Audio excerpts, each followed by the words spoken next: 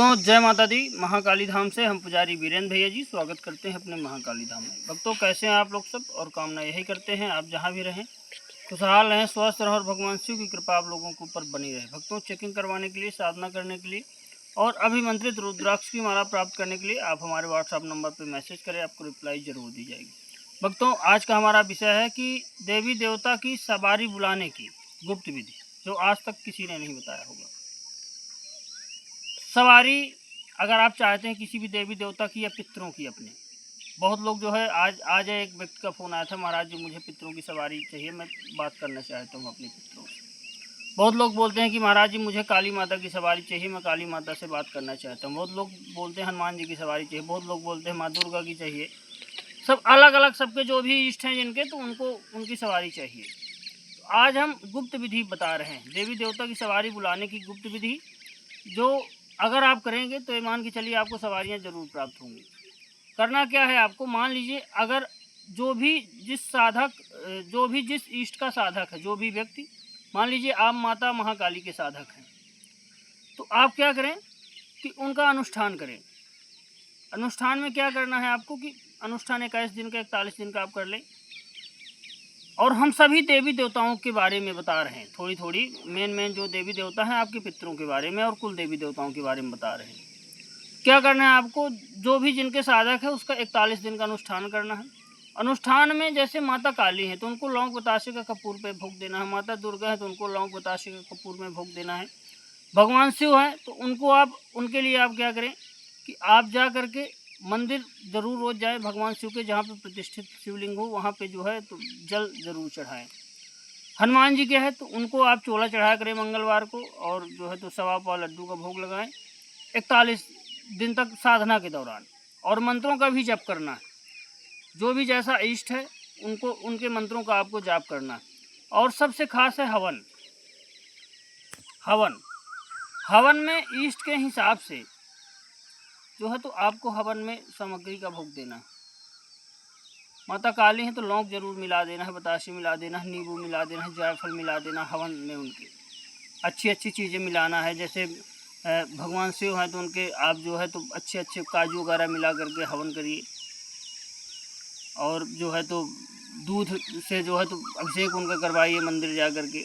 हवन नित्य प्रति करें। अगर आप देवी देवता की सवारी चाहते हैं तो हवन रोज करें। अंग्यारी दें आप।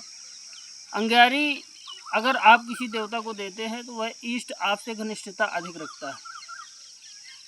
अंग्यारी देना पहले गांव देहात का तरीका था। अंग्यारी देने से क्या है, इष्ट की कृपा बहुत जल्दी आपको प्राप्त होती है। इष्ट की कृपा आपको बहुत जल्दी प्राप्त होती है।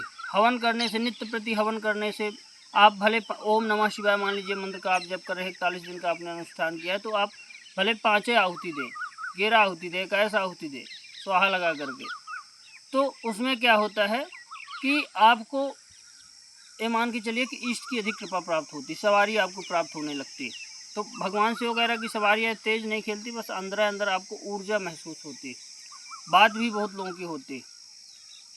माता काली है, माता दुर्गा है, देवियों की सवारी बहुत प्रचंड आती है। बात रही पितृ की और कुल देवी देवताओं की। पितरों के लिए आप जो क्या करें कि पितरों के लिए भी अंग्यारी दे, लेकिन मंत्र उनका रहेगा ओम पितृ देवताभ्यो नमः स्वधा। यह करके आपको आहुति दें। रोज़ उनको आप जो है तो भोग दे सकते हैं अपने पितरों को। आपके घर के पुरखा है आपके, पानी दे सकते हैं, उनका नाम ले सकते हैं। कुल देवी देवताओं का है तो आप कुल देवी देवताओं का सुबह शाम जो है तो जब आप पूजा आरती करते हैं तो उनका नाम जरूर लें, धूप दीप दिखाएं उनको, तो कुल देवी देवताओं की सवारी आपको प्राप्त हो जाएगी। इसी प्रकार अगर माता महाकाली, माता दुर्गा का आप हवन करेंगे, नित्य प्रति अनुष्ठान करेंगे तो उनकी सवारी आपको प्राप्त होगी। हनुमान जी के ओम हम हनुमते नमः इस मंत्र का आप जाप करें। मंगलवार को चोला चढ़ाएं, 1.25 लड्डू का भोग लगाएं। बाबा को जो है श्री राम जी का जाप करें। ये मान के चलिए हनुमान जी को प्रसन्न करना है तो श्री राम जी का जाप करना पड़ेगा, तो ये मान के चलिए हनुमान जी के दूतों की सवारी आपको प्राप्त हो जाएगी। यह गुप्त विधियाँ हैं। ये मान के साथ जो इष्ट जो जिसका भोग है वो भोग अगर आप देंगे, हवन करेंगे, जैसे आप हनुमान जी का हवन कर रहे हैं तो जब आप हवन करते हैं तो आप लड्डू फोड़ करके मिला दीजिए हवन सामग्री में, और जो है तो भोग आप दीजिए, चना मिला दीजिए, गुड़ मिला दीजिए, हनुमान जी को भोग दीजिए। आप जो है श्रद्धा और भाव से अगर करेंगे तो बिल्कुल आपको सवारी प्राप्त होगी। हवन जरूर करें, सवारी प्राप्त करने का सबसे गुप्त विधि है हवन विधि। हवन और अंग्यारी, भोग जरूर आप उनको देंगे, जितना भोग देंगे सवारी आपको जरूर प्राप्त होगी। जाप आप चाहे कम करें लेकिन हवन जरूर करें। हवन सबसे, हाँ, जो इष्ट जो भोग चाहता है उसको उसमें मिलाकर, हवन सामग्री में आप सब चीज़ें मिला के दीजिए कि प्योर देसी घी का आप हवन करिए। गाय का घी आप मंगवा करके गाय के घी का हवन करेंगे तो ये मान के चलिए कि गाय का घी से हवन करने से सभी देवी देवता बहुत प्रसन्न होते, क्योंकि उसमें 33 कोटि देवी देवताओं का वास होता है। तो घी का आप जरूर हवन करें, देसी गाय के घी का।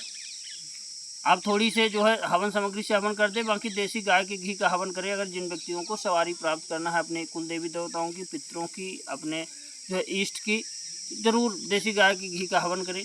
जो भोग इष्ट चाहता है उसका हवन करें, जप करें। आप ये मान के चलिए सवारी प्राप्ति होना, उसमें कोई भी डाउट नहीं। हाँ, लेकिन एक काम जरूर करना है, सबसे बड़ी चीज़ यह है कि आपको देसी गाय के घी का दीपक भी जलाना है सवारी प्राप्त करने के लिए।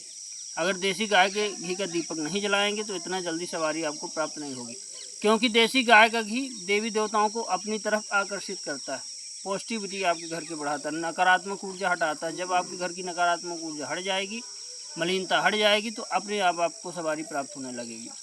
जब तक आपके घर में नकारात्मकता रहेगी, भूत प्रेत रहेंगे, तब तक आपके घर में सवारी आपको प्राप्त हो ही नहीं सकती। इसलिए जो है आप यह गुप्त विधि करके जो हमने बताया है, आप अपने इष्ट की सवारी प्राप्त कर सकते हैं, कुल देवी देवताओं की प्राप्त कर सकते हैं, पितरों की प्राप्त कर सकते हैं। भक्तों, हमारे द्वारा दी गई जानकारी आपको कैसी लगी आप कमेंट करके बताएं। चैनल को लाइक और सब्सक्राइब जरूर करें। भक्तों, जय माता।